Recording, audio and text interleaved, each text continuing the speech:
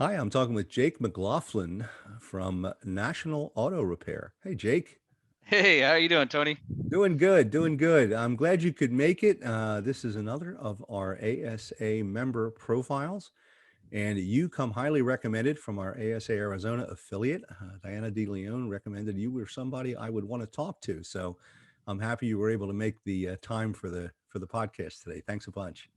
Oh, you're welcome. Thanks for having me, buddy. Yeah. I guess I didn't come so. I didn't know I was coming so highly recommended. Oh yes, oh yes, you're one of the top ones. But well, I'll tell you the reason we're doing these things. Obviously, we're going through some generational changes in the industry, and Yep. we thought it would be important to have some of the new voices that are coming up, the new leadership that we're going to be depending on to take us into the 21st century.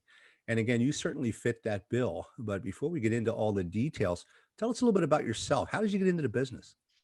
Well, I got into the business because my dad actually owned this shop. My dad, Randy, started this company back in 1997, Mm, and so growing up, he's always been there, helped me, and I got into the company about 10 years ago. Started off as doing oil changes and then worked my way up doing repairs and now I'm currently doing service advising and it's just kind of evolved since then. And so next step is finally actually taking over the company. Whenever he will let me take it over, I guess. But well, so but so you're born into the trade, as they say, huh? that is correct. Yes. Well, that's great. That's actually not an unusual story, and I've talked to a few up and coming shop owners who are just that. They're taking over the business from their father, uncle, whatever, Right. and looking forward to it. So tell me what you said. You're the service manager at National Automotive Repair, right? Yeah, that is correct. So yeah, right now I am actually currently the service manager, service advisor. I mean, I kind of have a couple different hats here at the shop, but Jack of all trades, right? yeah, pretty much, yeah. But yeah, service manager at this time, yeah. If we got somebody short, I'll even go out there and kind of help sometimes too, but mainly in the office and running the show. So. Interesting, interesting. What kind of business is National Automotive Repair? What is your clientele like? What do you work on? We pretty much do almost everything. We'll do some of the Europeans, Asian domestics. We even get some of the old school cars in here. I mean, right now we've actually got a '55 Cadillac in and doing some Wow. brake stuff on that. So um, I think eventually some of that might end up fading out, and that's kind of the goal that my dad has once he retires out of here. Is he wants to kind of get all the old school cars and tinker on that as a kind of a side job hobby. So, but right now, I mean, we pretty much do it all. We'll even do some diesel stuff, but kind of pretty much everything. Hardline ACs, suspension, cooling systems. That's big out here in Arizona. Oh yeah. uh, AC systems as well as is big out here, but anything except body work, kind of, that's what we do. Yeah. And where are you located in Arizona? In Phoenix or? Yeah, we're North Phoenix. So if you're driving along the I-17, maybe going up to see the Grand Canyon or something, we're off I-17, and it's Thunderbird is pretty much what it is. But Mhm. just north of Phoenix, I would say about maybe 15 minutes out of Phoenix, downtown Phoenix. Interesting. So yeah. Okay. Okay. Well, you're obviously a big part of the succession plan here since your dad owns the business. And let's talk a little bit about what are you doing to prepare to take over the business? What have you done any special training or anything? Yeah, I have done some training. I've been actually doing a lot of video trainings, recorded trainings. It's kind of hard sometimes to do some, um, you know, in in I guess live video ins during work time because I'm the one up front and running the show. So my time to really kind of do any training and doing all catching up and preparing myself is actually after work. But um, I think the biggest thing that I've been trying to prepare myself is to try and show him that he doesn't have to be here all the time, and we got this thing running. And that's the biggest, I think the biggest struggle of preparing this thing because it's his baby. You know, Yeah. we kind of joke around, say it's his third child, but in reality, it is. You know, he's grown this up for 20 plus years, and so for him to let go is pretty tough. You know, and so I've been trying to do is get things set in order. You know, try and get the people in place and show and prove. That's all we can kind of do until the meantime. Yeah. Well, I hear you about the after hours training. You know, it's tough to find the time. And Right. frankly, if there's any silver linings in what we've been going through lately, not being able to have any live training, there's been a lot of online stuff available. Yeah, I And actually found that. Yeah. yeah, yeah, and a lot of the shops I talk to, have been taking advantage of it. A lot of it's been free actually, Yep. and they, they said, look, the ability to go back and watch something recorded is just wonderful. And I know a lot of the trainers I talk to say, we're reaching a lot of the rural shops that really can't afford to travel and things like that. So it has its advantages. It has its advantages. But you had mentioned getting yourself ready and to prepare to take over and making sure that your dad knows everything's in good hands. What do you think are some of your biggest challenges or will be your biggest challenges in the shop when you do finally take it over? For example, do you have any trouble finding technicians? You know, that's probably the number one thing with anybody, even somebody that's even trying to go into a new shop or success be a a successor over it. But that's going to be the biggest challenge regardless throughout the whole time. I mean, trying to find techs that are going to be dependable, responsible. I mean, that's kind of going to be the biggest thing. You know, you Mhm. sometimes we got techs now where they don't even show up or call, and so it's always been a challenge. But um, we've got a good team going so far right now, and that's just kind of where we got to keep going. Yeah. On top of that, just keeping everybody up to training, doing our ASE certifications. We actually just had a guy finish up two of them in the last, and so now all he has left is automatic transmission to get his master's. So uh, just keeping everybody up to date and making sure we can be as best as we can be. As far as the challenges and taking over, I would say, yeah, finding a good technician. Um, we're in the looks of trying to find another service advisor to kind of help us out, and just having the right people in place. Yeah. But They say it's not about finding the technicians, it's about finding the right technician. right, And I yeah, think that applies across the board. How many techs do you have? How many people do you employ there at National? yeah. So we actually have four techs.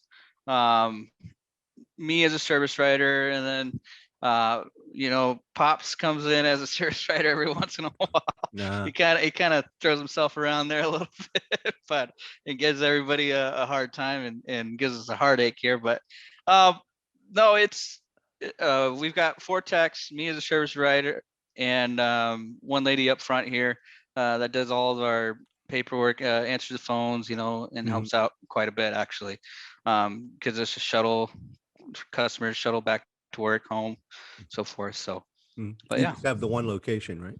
just one location. That's enough of a headache for me right now at the time.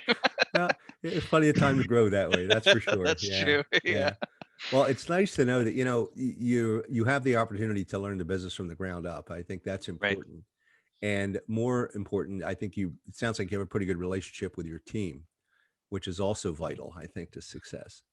Yeah, we And, try to make everybody a part of the family. That's the biggest thing for us is we're not just, it's a family-owned business, so it's not a big corporation where we're making people work Saturdays and Sundays. We're Monday through Friday, and we try to make sure everybody enjoys their time here. That's the mhm. biggest thing. That So I got to tell you that, especially for the younger technicians coming up, life balance is important to them, and yep. probably to you. I think that what's the old saying? If you find a job you love, you'll never work a day in your life, right? But when I talk to some of the shop owners when they say they're looking for folks, and I've talked to some of the younger students Mhm. when I've been out on the road talking to them, it's amazing. They put a higher value on having flexibility, than they do on earnings at this point. They, they work to live, not live to work. Right. And I think it's important to keep that perspective. But again, you are in that age group, so you have those same type of perspectives. And that's something I wanted to ask you from your perspective. Okay, Okay. you've been in the industry. It sounds like you grew up in it, so you're pretty well aware of what's going on. Right. And when I ask this question, I usually get some different answers depending on what a person's perspective is as far as how long they've been in a business. But what do you think are some of the biggest challenges of the industry? I mean, forget about your shop for a moment. Just in general, what do you think are some of the things that we could probably do better, or that you think we need to really pay attention to? As far as that, I mean, the biggest challenge of the industry is just how fast everything's growing. Mhm. I mean, we've got all this like for the vehicles and everything on the vehicle side, service repair side. You've got all this stuff where they're even trying to make a car drive itself. Mhm. So all this keeping up with computers and software, learning how to flash. I mean, we got to be able to have these trainings available to keep our technicians up to date, and that's going to be the biggest challenge. That's where the younger generation, I think, is going to strive a little bit more than a little bit of the older generation. But then again, I don't know. I've got my top lead technician is the oldest tech in the shop, and he's flashing, doing all this and everything. So I think it's gonna be to try and maybe comfort these guys into to having uh, a a career out of this, of meaning, showing these people, hey, this is what can be done in the industry, and this is what you can end up making, as a living.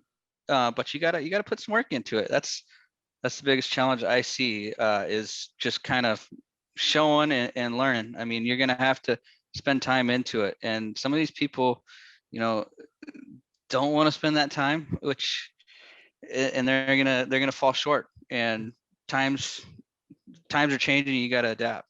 Yeah, no question about it. And actually, that's not just the automobile business. If you think about all the changes we've seen, and the folks that, so it's funny you mentioned your oldest technician is the one with the highest tech.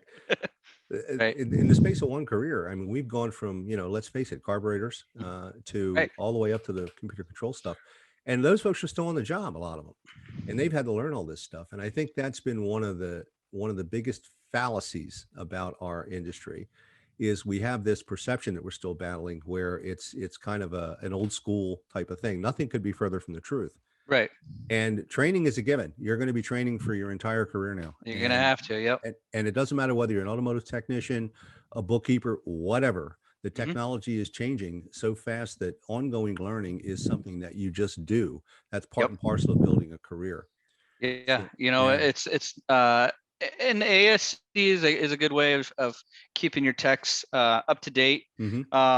making sure they've got the credentials updated, making sure that they've got the training that needs to keep progressing. Hmm. And so, yeah, as far as I think, like we were talking about a little bit earlier, but even as far as just something as simple as how this industry is evolving, we've got something as simple as digital inspections. Hmm. Um, Technicians are going to have to start learning how to use a tablet instead of Yeah. writing on a paper. Yeah. So that's just something as simple as that, on up to learning this ADOS system. So it's just a challenge that's going to happen here, and it already is. But Yeah. Yeah. Well, and actually, we're seeing a lot of changes coming down the pike. And General Motors, for example, just pushed up their electrification program. yep. Made it 5 years quicker. So we're going to be seeing the technology changes are not going to stop. And I think the answer, Yeah, of course, hybrids, yeah, all that. hybrids, where they've been with us for hell. The first hybrids are now antiques. Right. They Right. qualify. That's Yeah. how long they've been with us. Most people don't realize that, but Yeah. and this is the kind of thing. This is, like I said, just part and parcel of what our industry is now going forward. And I And think somewhat of that, um, like you said, if you're not adapting, then some people are going to end up being maybe just specialists in mhm, in electric motors or hybrids, mhm. and that might end up creating its own entity there. like a European specialist or a diesel specialist. You might have a hybrid and a electrical specialist. Mm. So Well, one of the biggest challenges I know for a lot of the shops is frankly the equipment you need to do the right. service. And Yeah. getting the investment and getting the customer flow through to be able to afford that thing has been getting more and more challenging every day.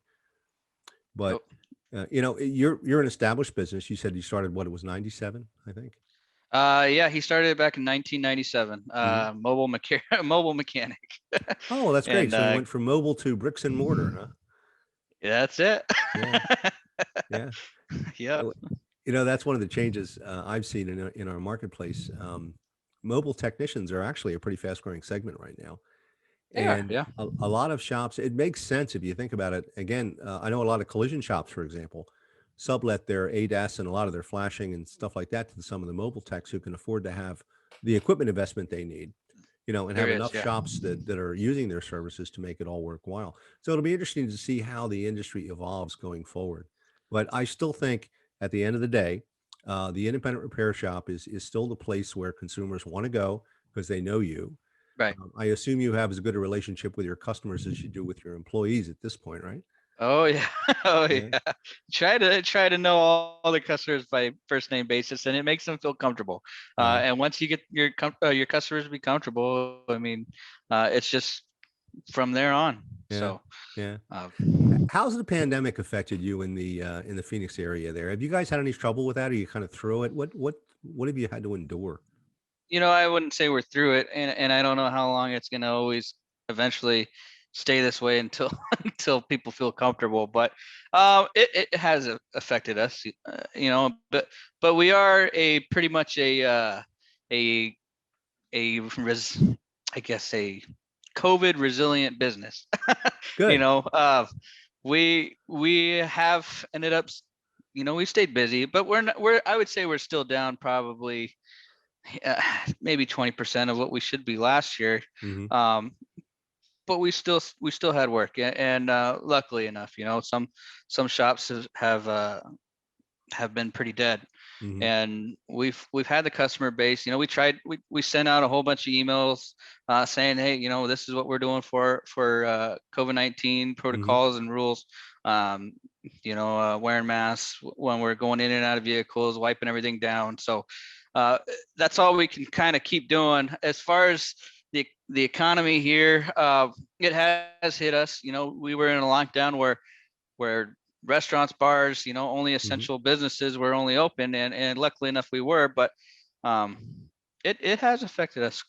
Like I said, about 20%, but we're still lucky enough to keep moving on. Hmm. Well, and I think we are essential businesses, and Yep. that's true. And now that folks are starting to go back to work, I know a lot of the shops are reporting that it's starting to come back. Yep. And Yeah. some actually, knock wood, have said, I don't want to talk about it, but we're actually a little bit ahead of last year. Wow. But that's only because they're near major metropolitan areas where things have opened up more quickly. But I guess, and you had mentioned the marketing that you're doing. Are you involved in the marketing for the business as well? I've got my 2 cents in there. Okay.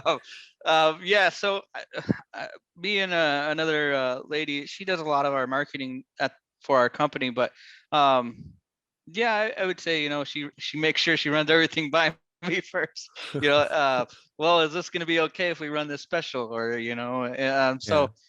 or we do a lot of just YouTube videos that we'll send out on emails. Kind of some joking around. So Hey, we just did one for Valentine's, and so it shows that we have a personality other than just a face that in front of you saying this is what's going on with your car. Hey, this is how much it's going to be. So people like that, and they like to see a funny side or a character to the person that they're trusting their investment with. So listen, trust is what really our businesses are built upon.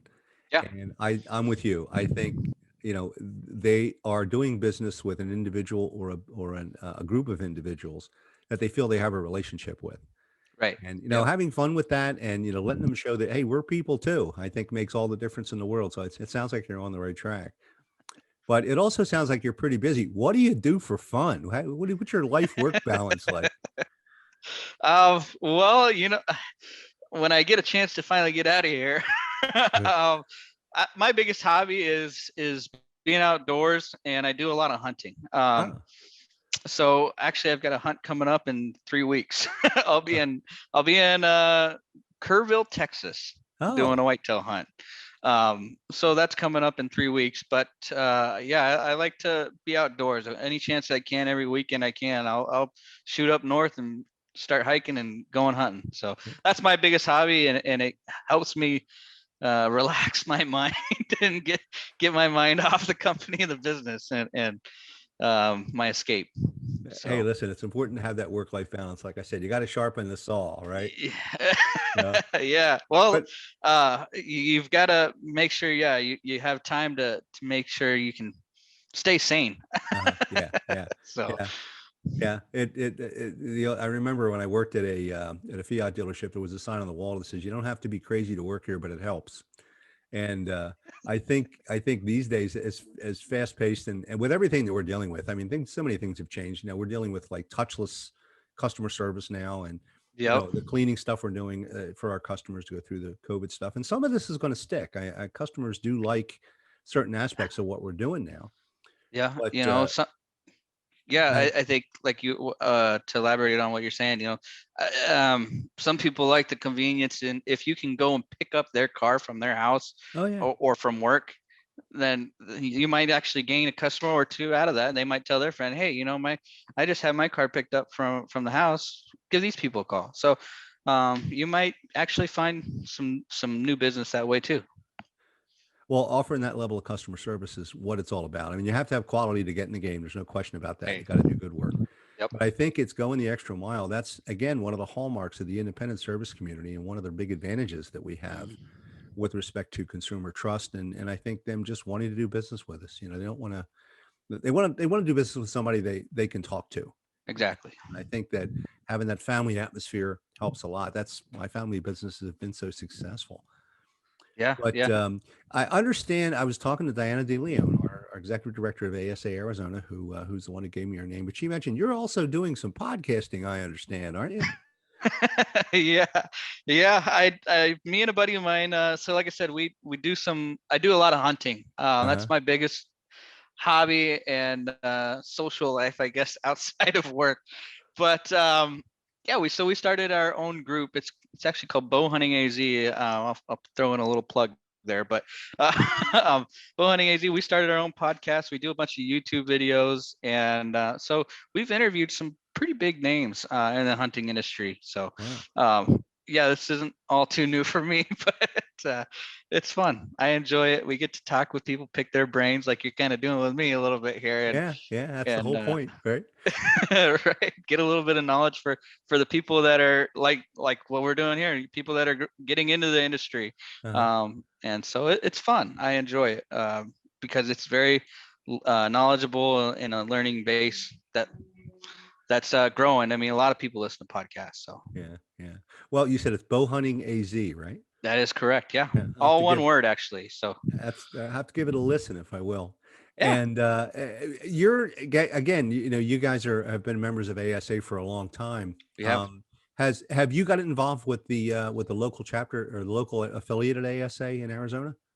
We have, yeah, a lot of it lately has been virtual, so there wasn't that many in person um, meetings, but there is actually one coming up the 25th of this month. I unfortunately won't be able to attend because I'll be in Texas doing a hunt. Uh, Um, Priorities. yeah, priorities here. But yeah, so whenever we can get a chance, or if it's close by, some of them are all the way out over on the very east side or way west of us. So sometimes depending or if we're stuck at the shop and we got work going on Mhm. and things going on. So, but we try to be involved as much as we can. Yeah. I know National's been an ASA member for quite some time. And from your perspective, again, what value do you see from that association? I know you talked about doing a lot of the virtual training and stuff. Yeah. Does ASA provide some of that for you? Oh yeah. ASA provides quite a bit of that. But I think a lot of the biggest values we get out of it is just being able to converse and be able to to kind of interact with other companies, other shops. Um, we found even as something as simple as our insurance company, but we met him through ASA, through a Yeah. convention that we had over in at one of the casinos down here. But being able to actually interact with other companies in the industry is key.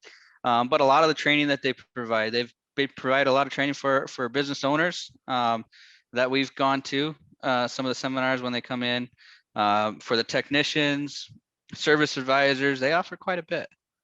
Yeah. Yeah. Yeah. Well, associations have conventionally provided that role. The benefits are a big part of it, but it's um, the networking, I guess, is the word we're always using. Yeah. Yeah. The I was trying to think relationships of that, that word. Yeah. yeah, it's the relationships that you build, I think, That's within exactly and it. without the business that make all the difference in the world going forward. That And is.